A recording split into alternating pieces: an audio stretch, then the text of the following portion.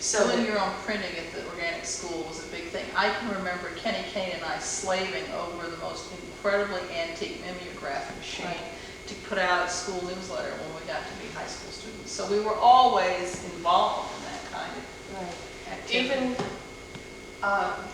you mentioned Goodwin Peterson. I remember Goodwin Peterson taking my whole class over to, what's the airfield over here? Brooklyn? Yes, Berkeley, because they were having a sale of their used equipment. And we kind of bought some discarded mimeograph machines that he felt would be better than the ones we were using for the printing in high school. Let's see, what else do I remember? I remember that to learn about Indians, we became Indians.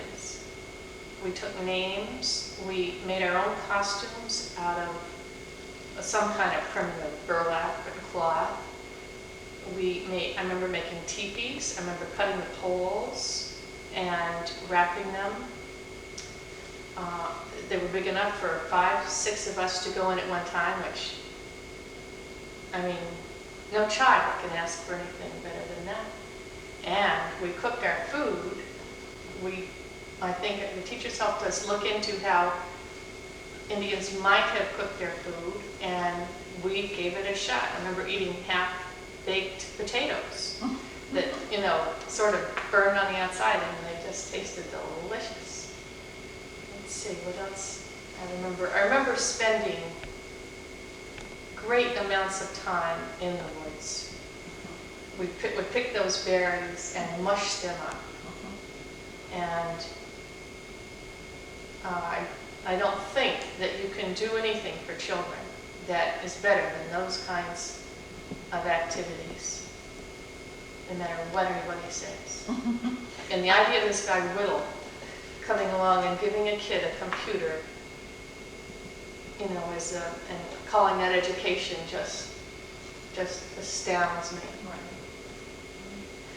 I think one of the things that I remember about was the wonderful flow of the days and the seasons, and I don't ever remember anyone giving us nature study per se as a course or as an academic area, but we were alert human beings, and our teachers fostered a lot of time in the outdoors. So my sense was that we just picked it up as part of what we did, which I think is what Mrs. Johnson was trying to say, was you have to respect how the child learns and go from there. And that was how we learned things. It was almost effortless. And we had a tremendous range of materials. I can remember stringing heliotrope berries on pine needles, and we wore them in our hair, and we wore them as rings, and we wore them as bracelets, and we were attuned to those kinds of things in our outdoor world because we were in it all the time. A very special kind of way of learning about the world that I think was so terribly important. I know that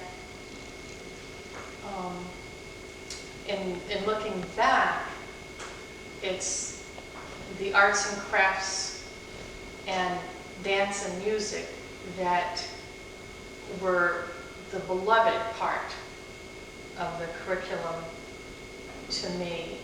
And,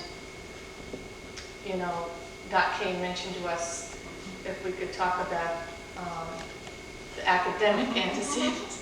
And so that started me I was thinking about that when we were talking. And I think what happened to me at Organic was that I developed a highly idiosyncratic way of learning and going after information.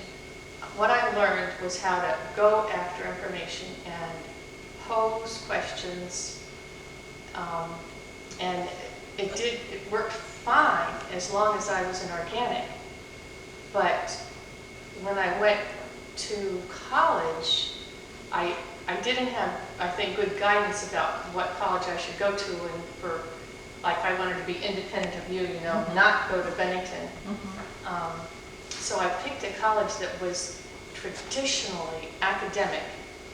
And when I got there, I didn't have a clue about how you know, well, for instance, there were tests all the time. And until we took the college boards, I don't remember. I mean, I had to learn how to mark the college boards during the test because I hadn't learned how. And you know, I came, I think, very close at first to flunking out of Grinnell College because to me, what I wanted to do, I wanted to go to the library and read. And I would go to the library and start reading, just go up and down the shelves, because I, of course, never been near a library like that one. And I could spend the whole time the library was open doing that, but that had very little to do with my coursework, and that's how I almost flunked out.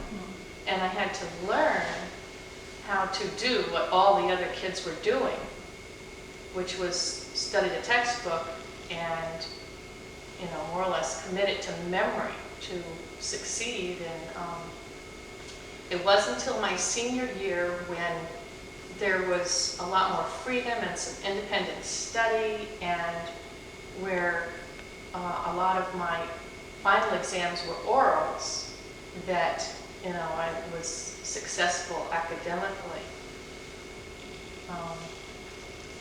But I worry about that on the part of my own children, because they have they're getting a more traditional elementary school education, and I hope that they get enough a dose of the, you know, the exploring knowledge that was really the basis of organic.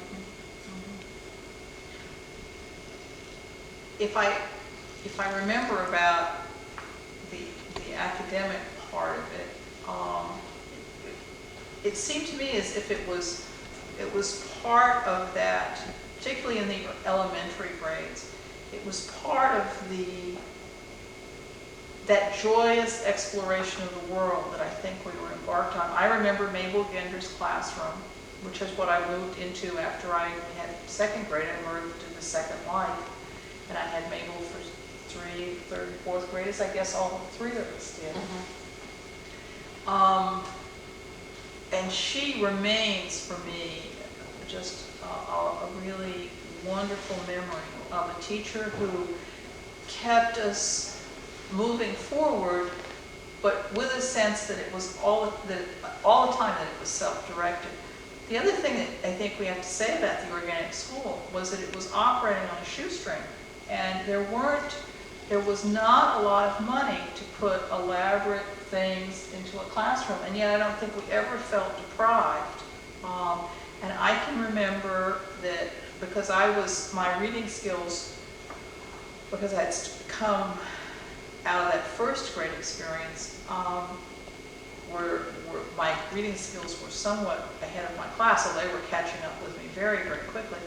Mabel would simply hand me one of the twins' books, the Japanese twins. Now, these were books that were worn with age and use, but were wonderful stories. And when I find them in a used bookstore, even now, I feel a tug of nostalgia, because those were the stories that I was reading. And Mabel's somehow organized the classroom so that we had 2 grades, so that each child would come and sit by her side at her desk in that building, in that room right over there, and would read to her for 10 to 15 minutes each day, while everybody else was doing their work. And I remember that, I don't remember math very much, although we did it.